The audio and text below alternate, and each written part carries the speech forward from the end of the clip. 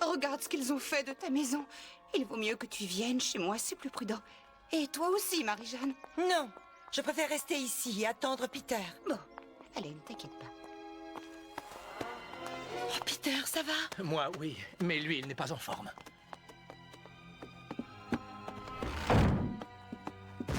Ah, il revient, lui.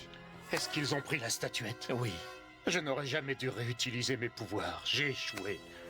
Une fois de plus. Monsieur Marlowe, je ne comprends plus rien. Je faisais partie d'un groupe qu'on avait surnommé... Les 6 combattants américains. Oui, c'était il y a très longtemps. Qu'est-ce que vous faisiez ici? C'est compliqué. Tout a commencé il y a plus de 50 ans maintenant. Cela se passait à la fin des années 30.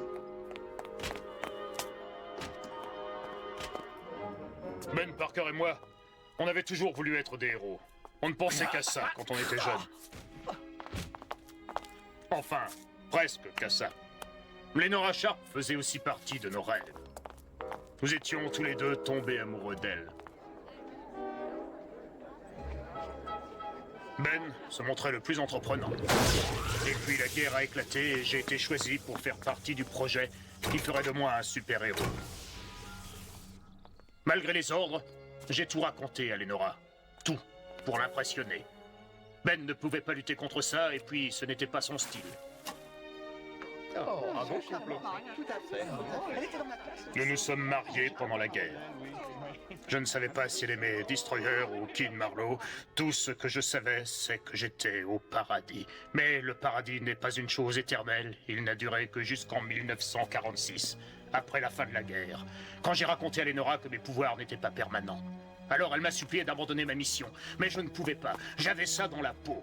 Et même après la guerre, j'ai travaillé dans les services secrets.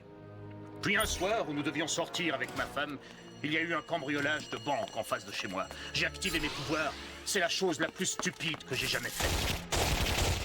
Ma femme a été tuée dans la fusillade. Quelle ironie.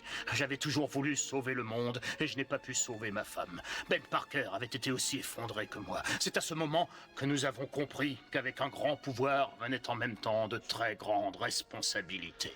C'est une phrase que me disait souvent oncle Ben. J'ai donné ma bague et mon costume à Ben, pour qu'il les cache dans cette maison, dans un endroit que je ne connaîtrais pas, pour ne plus être tenté de m'en servir. Et puis je lui ai aussi remis la fameuse clé du dieu de la guerre. Fury était au courant quand il a appris que May Parker vendait sa maison.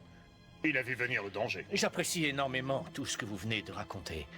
Maintenant, reposez-vous un peu, j'ai quelque chose à faire. Ça ne prendra qu'une minute. Pauvre Monsieur Marlowe, quelle triste vie. Et moi qui étais en train de me dire que je ne voulais pas finir comme lui, ni gâcher la vie de Marie-Jeanne. Mais pourquoi je fais ça? Pourquoi est-ce que je vais encore remettre ce costume? Qu'est-ce que tu as, chérie? Tu as l'air ennuyée. Je voulais juste que tu saches que je t'aime, Marie-Jeanne.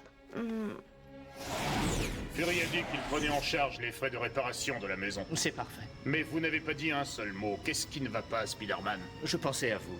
Vous avez été un véritable héros pendant la guerre. Mais après, pendant toutes ces années, vous êtes devenu Monsieur Tout-le-Monde. Le costume ne vous a pas manqué?